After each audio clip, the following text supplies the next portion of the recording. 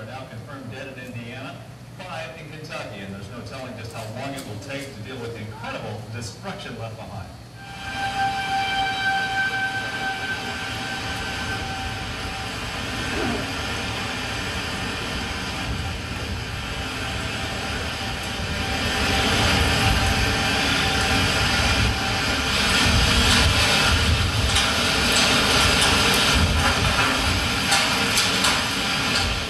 I started to get a little worried, and then it started to rattle and shake a little more.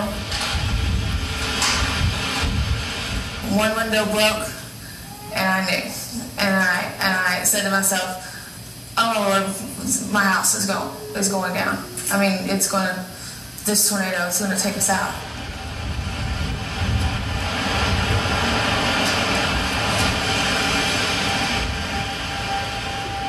The pillars, the steel beams, the bricks, everything from the house was hitting me in the back. I remember having a steel beam fall right on my leg. Large amounts of blood started coming out. That was that point I knew either my leg was severed or it was barely attached. I saw a brick coming at my daughter's direction, and so I would maneuver my back left and right to almost like dodging, and so I would take the hit.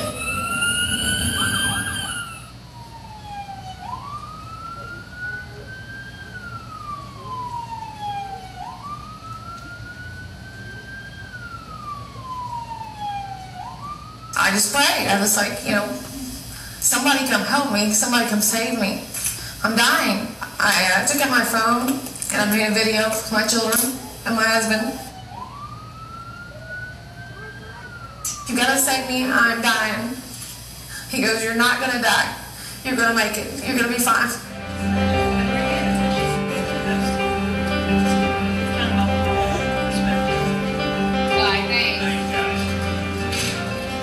But I feel healthy, I feel strong. I'm ready to tackle rehab.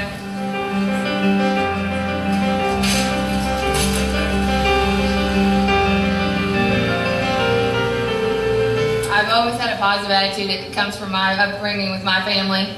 I've always had a strong support system, and they've always told me that I can do anything.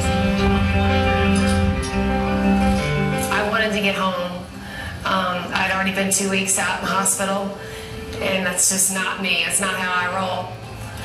We survived something that was pretty traumatic. I'm here, so I get to raise my kids.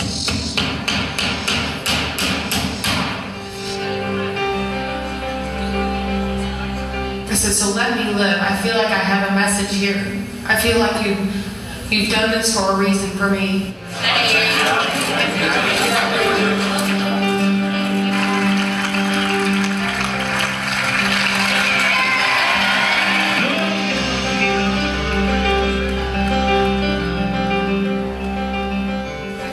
Like that. You got it. That was 1, 2, 3. That hurt me.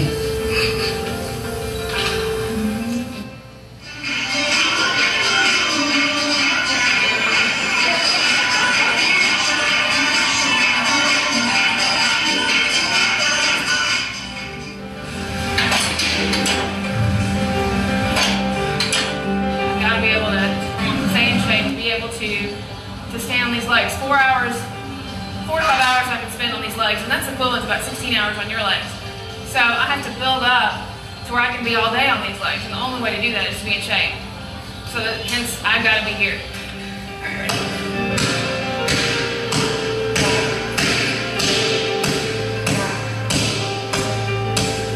And understand that this is just a new way of living. It doesn't mean your life stops because you had an accident and lost your legs. And I always say, if the worst thing that ever happened is me losing my legs, I'm good.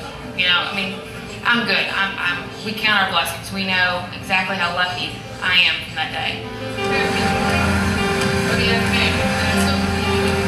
Just therapy. Now that, we all kind of think, I guess, maybe we'd like to make our mark one day in society, and not in a selfish way or anything like that, but you want to make a mark, and I feel like this is my mark. This is what I was meant to do, and I just have to. I'm excited about that. I'm excited that I can that something from a bad situation, we can make something really good, and help a whole lot of people.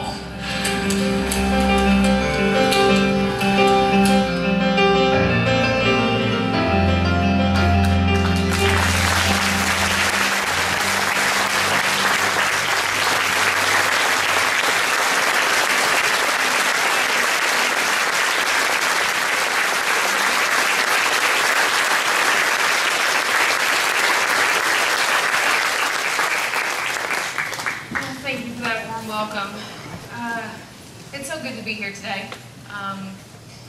By the way, I also enjoy being in this contest that I hear the men versus the women, and last year the men won, so I'm glad to hear the ladies won this year.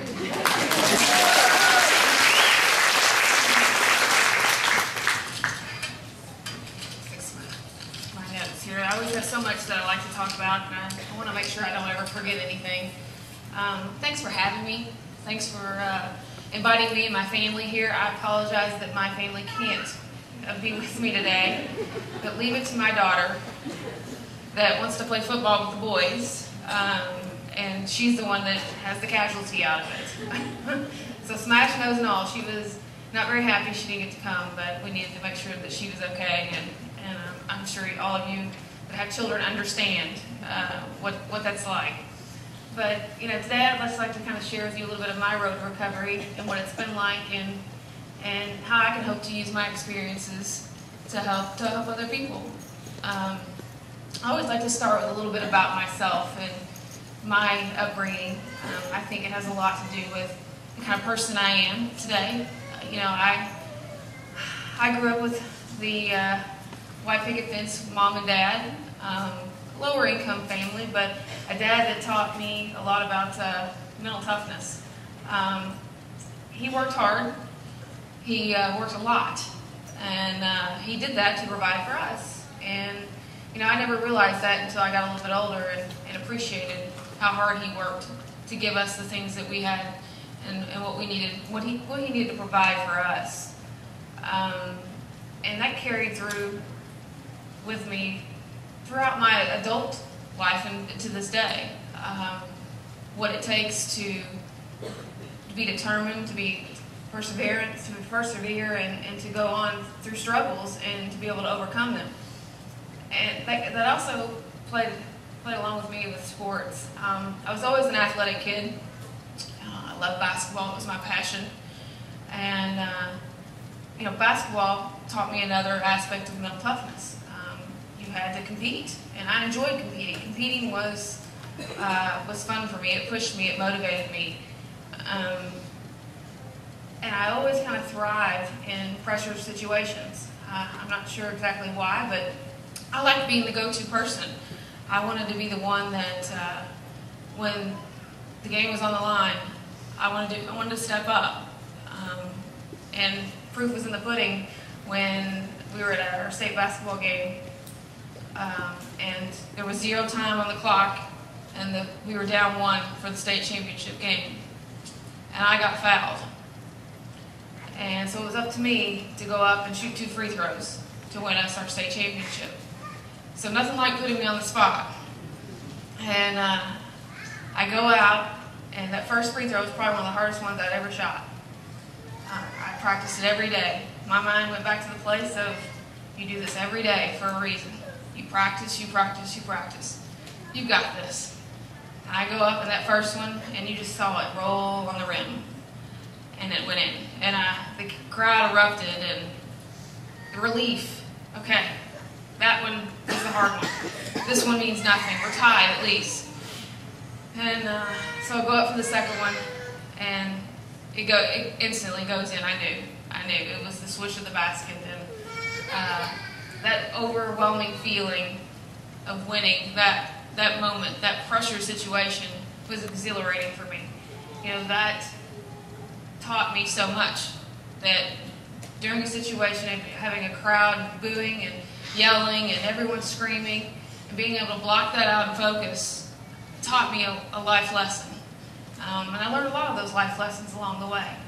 A lot of which is what I try to teach my children. I know that I survived that day because of my mental toughness.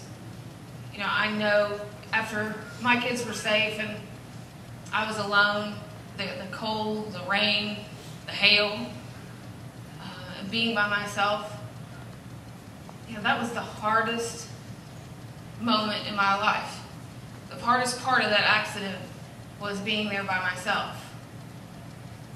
I knew I was a race against the clock to live, and I had to figure out a way to live. You know, once the kids were safe, it was a relief, because then I thought, okay, if I die now, I'm going to be okay. My kids are fine. They're at least safe. And then I sat there and I thought, well, no, that's not acceptable. I can't die now. Look how far I've come this far, and I can't let my kids grow up without a mom. The emotional scar that would leave them. And then I had to find a way to live. And I literally played this back and forth ping pong, sort of talking out loud like a crazy lady, saying, okay, you can do this. You can survive this. You can make it. You gotta hang on. Don't go to sleep. Don't close your eyes. Stay awake. Fight. Find a way to live. And then the other side would go, I cannot believe I'm going to die right here. I cannot believe this is it for me. You know, I've got too much to live for. I'm 37 years old. At the time, I have 2 beautiful kids. I want to see them get married. I want to see my daughter walk down the aisle. I want to watch them play baseball and sports. There's a whole lot of life left. Don't let this be my time now. You know, it was, and this went on for several minutes. The back and forth of, can I make it, can I make it, to you will make it. And I fought to stay awake. The overwhelming urge to close my eyes was tremendous. But I felt like if I closed my eyes, I wouldn't wake up. So I fought, and I wouldn't let my body go into shock, because that was another obstacle against me. And I was at the end of, I felt like the end of my ropes, where my time was coming up. And I looked up to the sky, and I can remember the hail that finally stopped. And I said, you know, if you were ever going to listen to a prayer, this is the one I need. You're trying to give me some sort of message here, I know. I haven't figured out what it is yet, but I will. And I will preach it, I will praise it, I will speak it, I will do whatever I need to do. Just don't let me die. Let someone know I'm here. I'll fight. I will fight. And it was at that moment that I asked. I looked, and you have to understand, I'm behind 9 feet of debris. And I'm in the back part of the basement, so it's kind of hard to see me. I knew that there were rescuers out there. I could hear them, but they couldn't hear me. I had a punctured lung and 8 broken ribs, along with my severed legs. And they couldn't hear me. And I looked up, and the sun was shining. It was like it was a beautiful day. The sun was shining to the left, and I saw Officer Brian Lovins standing on that 9-foot of debris. And I was saved. And I thanked him immediately. I said, you know, I'm going to do this. And he carried me through this. It's amazing, my faith. And at that moment when I felt like I didn't have any more, how he gave me more. He gave me the strength, he gave me the courage to stay awake, to stay alive, to help me fight. So really, I wasn't alone. And he let me know that, immediately he let me know that. And that still gives me goosebumps. Because I know how short my life was at that point. It took me 2.5 hours to get to the hospital. My surgeon said the artery I severed, I should have been dead within 5 to 10 minutes. I'd lost 50% of my blood. I didn't have any internal injuries besides the collapsed lung. And I lived, I was fine. Miraculous, considering what we went through. Our house was leveled. There wasn't one piece of plywood attached to the home. Not one. The only spot that had clearing was where we were. And my kids walked away unscathed, not a bruise. That's incredible. That's incredibly motivating for me as well. That you do anything for your family and you fight. You fight to stay alive. You fight whatever it is in your circumstance. You know, a lot of how we handle things is not only competition as you do here. It is joking. You know, I mean, we use humor in things. I find a way to cope. Everybody has a different way they like to cope, and ours is humor in our family. You know, when things are tough, we can always find some happiness, some joy somewhere. And I did this even throughout. I can remember, you know, in the ambulance with one of the rescuers, and he was having a hard time. He was having a hard time looking at my legs, because it was hard to look at. I mean, I know, I can still remember. It's etched in my brain. I'll never forget. And I can imagine for him how hard that was. And I remember him, you could tell, he was really having a hard time, because he'd have to lift up my head because of my lung, and he'd have to hold my leg up the tourniquet so I wouldn't bleed out and die. And so his job was a tough job, and he just couldn't look. And finally I said, well, you know, I guess, Russ, there goes pedicures. That's out of the question. And he just kind of laughed, and he smiled, and you saw just kind of him go, oh, you know, a release of air. And he goes, how do you do that? And I said, I do that because if not, what's the situation? We're going to cry? You know, I mean, we at least find some humor in it. And so he was okay. You know, he kind of sat back and, okay, I can do this. You know, if she can laugh about her legs and feet in the time of the crisis, he said, then I can get through this. And you know, that's a lot of what we do to cope with our lives. You should see my son make fun of the way I walk. It's not funny. It's funny. Okay, it's funny. He'll go around the house, peg-legging it along, and laughing at me. So we use some humor. You use humor and joy, because honestly, I'm incredibly blessed and lucky. I am so fortunate and so thankful that I get to wake up each morning with my kids,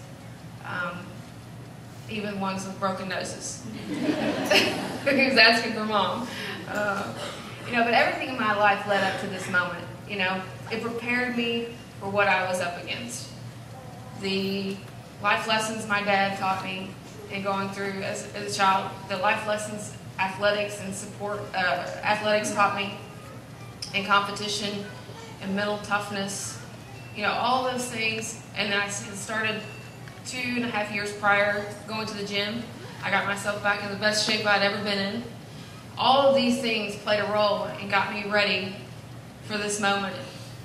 This is what I was getting ready to be tested on. And, you know, when I finally got to that trauma center, I looked at the surgeon and I said, are my kids okay? And he goes, yes, and he didn't have a clue. And I know him well enough now. And I said, Jason, are the kids okay? Yes. And I said, can you save my legs? Probably not. And I said, okay, I'm okay with that. I said, can you save me? And he goes, I can save you. And I said, then put me out. You know, I was done. I had fought for as long as I could, and now I just wanted to close my eyes and let someone else take care of me, because I'd done all I could do. I got my kids to safety, and I made it this far. Now it was in your hands. And I woke up several hours later in the recovery room, and I wake up to my husband bawling, and I said, what's wrong? I said, I'm awake. And he goes, oh, I know, you know. and he said, I asked him, I said, did I lose my legs? And he said, and I could tell he didn't want to tell me, and then he said, yes. And at the time I was incubated, so I'm writing on his hand, asking these questions. He wasn't bright enough to bring like something in to write on. He's not here, I can say that. And so I was writing on his hand, and so I cried. I grieved for about 10 minutes, and you know, hard tears for what I'd lost.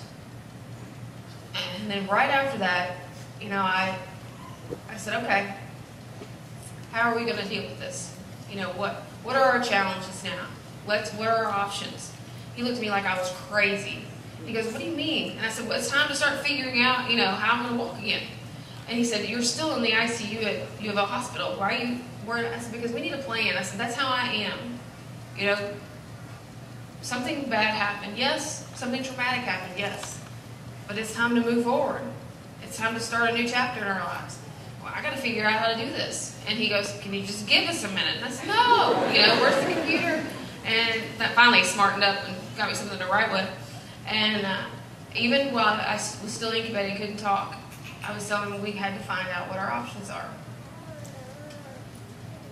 And that's, part of my motivation.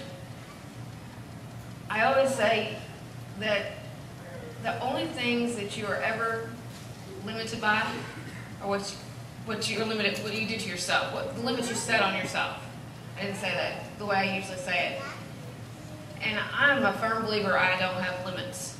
I don't mind pushing boundaries, pushing the envelope, stepping outside of the box. I'm not scared to do those types of things. And that's one of the things I try to teach my children. I've always tried to teach my children. And so here's a great time that I have to be an example. I have to be an example for them. I have to show them that through something so difficult that you can overcome it and you can push through and your life can be joyous and happy even though you've gone through something so devastating. Losing our home, losing my legs, the roller coaster we've been on for the last year and a half has been crazy. Would I change it? No. I have learned so much in such a short period of time. When I was in that hospital room, and when I could talk, I literally lined 18 doctors. That's how many I had that worked on me in my recovery. And I had nurses and doctors, and then prosthetist leg doctors, and even the insurance companies were in there. And I lined them all up, and I looked at each one of them and I said, I expect you, and you to do your job and get me the best technology, have my insurance cover it, and doctors do their jobs. I said, I will do my job. I promise you, you'll never have to stay on me about doing the things I need to do for me. I said, but I expect you to do the same. And that's what it takes many times, is to have a voice and tell someone, especially if you're in a situation in a hospital, this is what I expect. And this is my body, and this is what happened to me, so I expect you to do the best that you can do. And I promise I'll give you 110%. And again, going back to all the things that my family, my athletics, it all kind of started to come together for me. And I started to think about it and realized that, you know what? This is what the message is. This is what I'm supposed to do. He's put me here for a reason. And that reason is to make a path and show other people how it can be done. That how you can do and go through something so traumatic, but yet come through okay on the other side. I don't consider myself disabled. I had someone interview me once and say, well, how does it feel to be disabled? I said, I don't know. And he kind of looked at me and goes, I guess that was the wrong word. I said, yeah, it was. But no, I don't consider myself disabled at all. This is just a bump in the road. And we all have those bumps in the roads. Many of you, I'm sure, are facing those bumps in the roads right now. There's so much suffering. There's so much pain out there. Whether it be, cancer, whether it be a lost loved one, whether it be a friend that's in trouble. I mean, the stories are endless. I have to try to remind myself that this is not a sprint. This is a marathon. And if I had to say that I had one thing I struggle with, that's what it is. I am not a very patient person. I want it now, as most of us do. I want my life back now. I want to be able to run. I want to be able to, bike. I want to be able to swim. I want to be able to do all those things that I did before with my kids, and I want it right now. And boy, having the patience to not have it right away still really is challenging for me. I'm better. I have a husband who's very grounded and patient, thankfully, and he reminds me that, take it slow, don't beat yourself up, slow down, you don't have to go to the gym 5 days a week. Yes, I do. He's what balances us out. And I couldn't have done it without, I couldn't do it without him. He is definitely my rock, and he always says it's the other way around, but he gives me that balance I need. You know, what I need to stay focused and not beat myself up, because I will try and get this done yesterday. And he just tells me to keep going and pace yourself. And with that being the biggest struggle, I get a lot of people that'll ask me, you know, how do you stay motivated? How do you stay positive? How do you keep that kind of attitude? And I had to really think about it, because to me it comes naturally. You know, to me that's just part of who I am.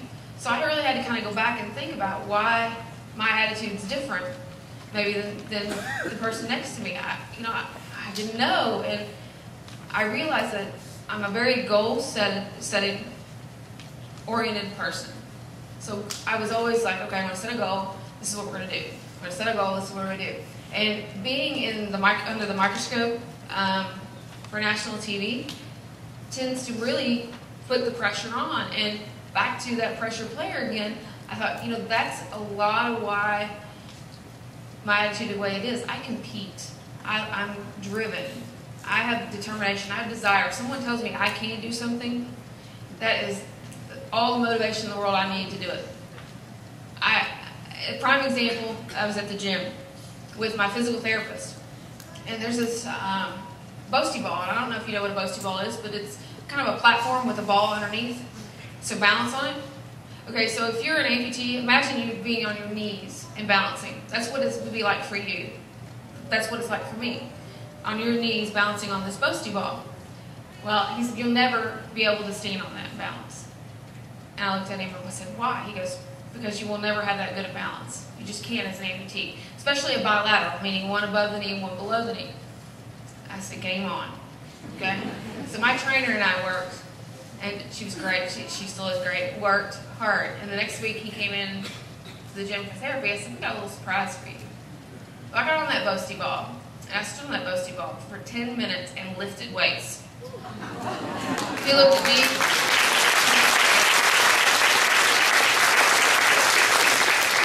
He looked at me and he turned around and walked right out the door. He goes, I'll never tell you can't do something again. And that's, to me, that's a challenge. That's motivation. That drives me to do things that people say you can't do. You know, there's always an answer to a problem. You know, there's always a solution to a problem. It may not be one that you like. It might not be the answer that you want to hear, but there's an answer. You just got to find out what it is. And I'm finding my new normal. You know, my new normal is I get up and put legs on in the morning. You get up and put your shoes on. You know, I take my legs off at night. You know, that's my new normal. And that's a lot of people is finding their new normal after they've gone through something that changes your life, that changes your life dramatically. You know, we have to think of things that we never thought of before. But goal setting is key, I think, to having a good attitude about moving through something that's difficult. And as I said, being in the spotlight, my goals were to dance on Ellen, you know, walking with the president. Those are behind the scenes. I worked my tail off. When I was on Ellen, I had my prosthetics for 2 days before I went out. Just got both of them. So I hadn't been standing in 3 months. And then standing on what's considered 12-foot stilts was an incredible feat in the first place. You know, you think you can stand up, you're going to be able to walk. Well, I was wrong. I stood up and almost fell over. And so, my goal was to be able to dance on Ellen. And my husband looked at me and goes, there is no way you're going to be able to walk or dance on Ellen. I said, you watch me. It might not be the prettiest dance, but it's dancing. And then to be able to walk unassisted with the president, no crutches, no nothing. You know, that was the next goal. And did I make all those goals that I set for myself? No. There were some that I did not meet. And what I did was I looked and I go, okay, was this something that you didn't work hard enough at, that you could have done, that you could have changed, or was this something that was out of your control? And that's what all the goals that I missed were things that were out of my control. My legs didn't fit right. They were hurting. I wasn't, there's such a recovery period after you lose a limb that it takes your body time to adjust. And my mind didn't want to adjust, And so there were some goals I didn't make. And I would be hard on myself. And my husband would once again remind me, is it anything that you can control? No, it wasn't. Then you got to let it go. And I did. And then I'd reevaluate and reset that new goal to try to find, when I could do it again. And that worked for me. And again, in the grand scheme of things, it's all coming together for me. This message that I knew I was supposed to share and figure out was kind of all coming together. I have a degree. My background is in psychology. My husband thinks I play mental games with him. I do. But, and I enjoy talking to people. I enjoy listening to people. And I have found that everyone has a story.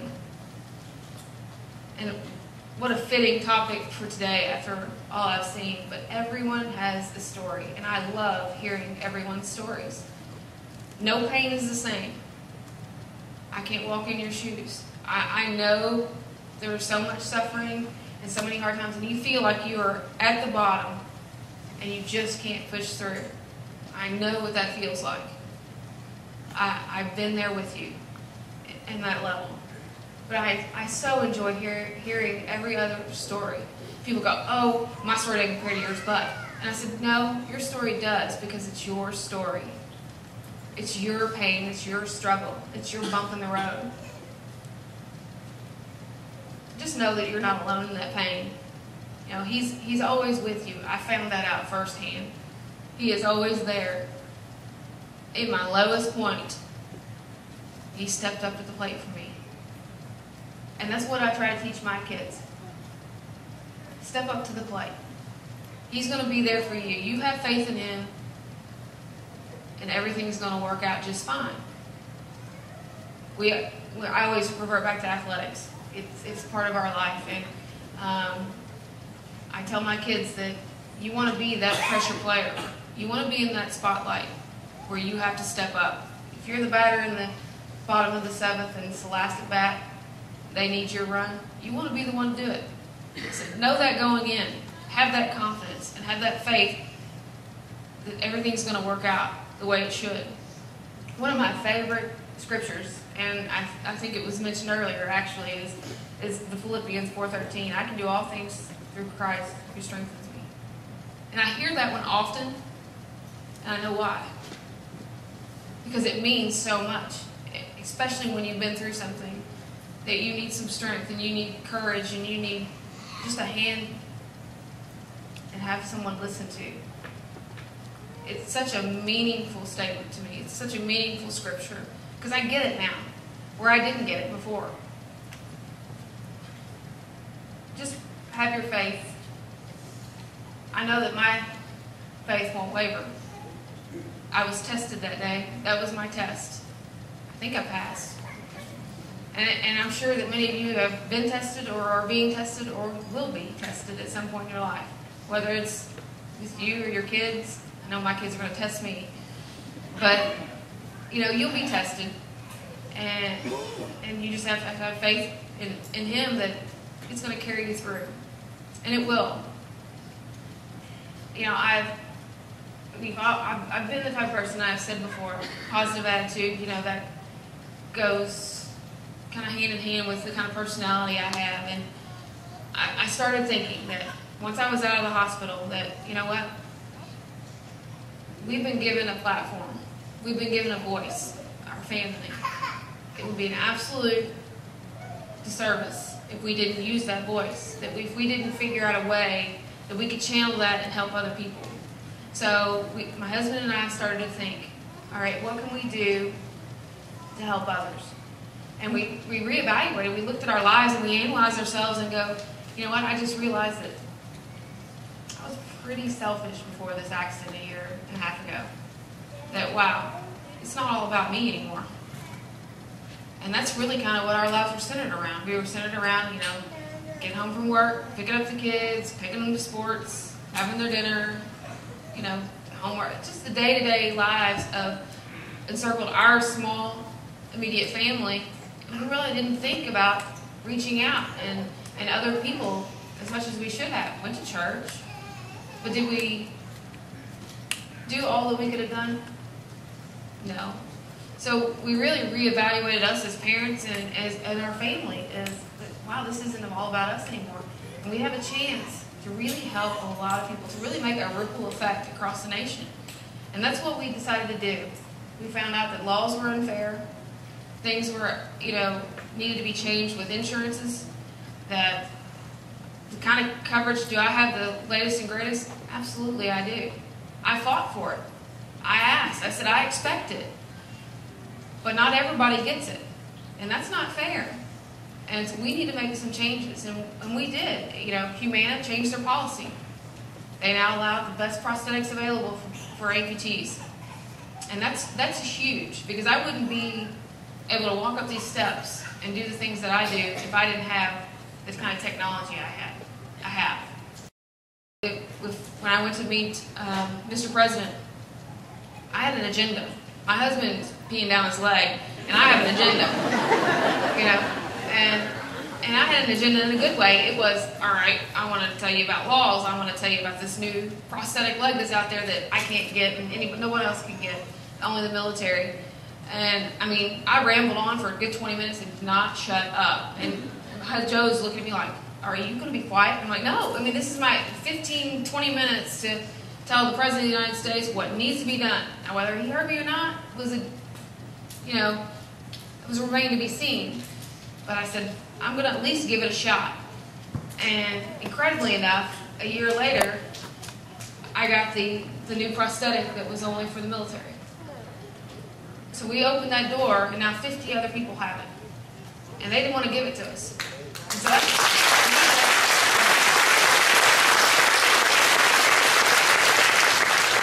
to me, that's huge, because for me alone, I can now swim with my kids with my legs on. I don't have to change different types of prosthetics. I can run.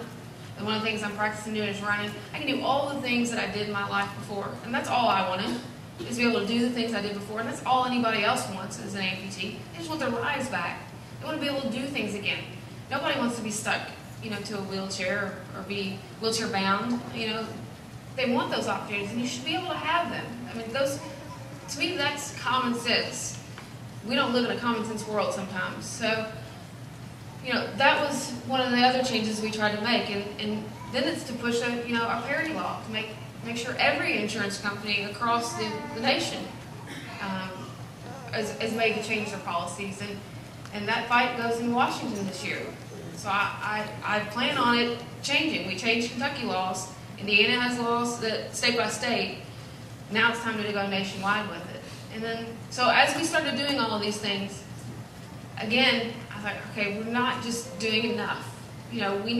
What else do we need to do? What else can we do to help? And that was kind of came born of the Stephanie Decker Foundation. And I'm passionate about that. That is something very dear to our hearts. My husband is a high school baseball coach and a teacher. And we love kids, and we've all been in sports. And so our foundation actually helps children with prosthetics learn to play sports. So they can play with able-bodied kids. If you want to play basketball, if you want to play baseball, soccer, gymnastics, track, whatever it is, you have no limits. You can learn to play these things with these kids. And we had our first camp this year. It was in Illinois, and we sponsored children to go to this camp. And it was just absolutely amazing. There were hundreds of kids missing a limb, either arms or legs. And to watch these kids flourish and adapt and be able to do absolutely anything just blew us all away. It blew my kids away. My kids were just amazed. And, these kids that walked in and they were hiding their arms and because they were a little ashamed by the end of the weekend, were bursting with joy. To be able to, my husband helped a kid that wanted to be a pitcher, learn to pitch, one-arm pitcher. And by the end of camp, he was pitching. So such an amazing opportunity. That alone fills our hearts so much. You know, we are so blessed because without this accident, we wouldn't have that. And we wouldn't be helping make changes for other kids and other amputees and make sure that technology stays on the forefront. So I always, you know, try to tell others, find what you're passionate about. Find what you love to do. If you have a chance to have a voice or to make a change, do it. Step outside of the box. Don't be afraid.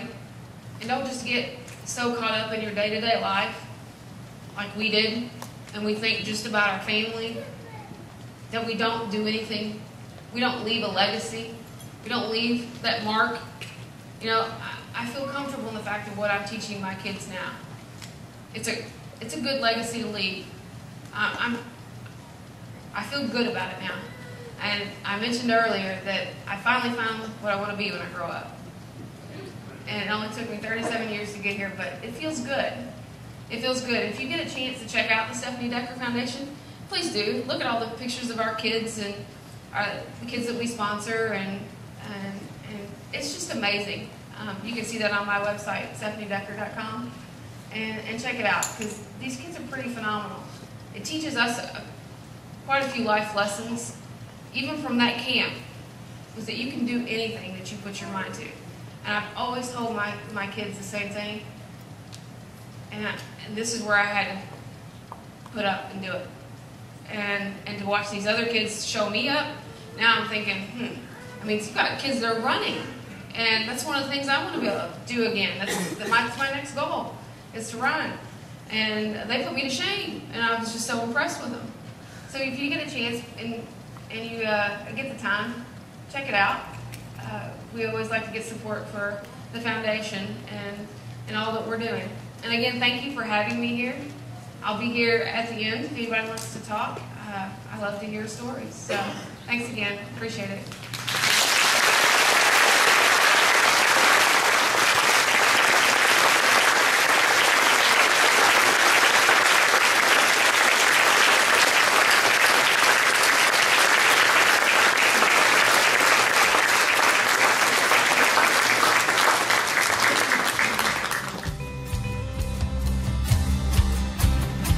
I wanna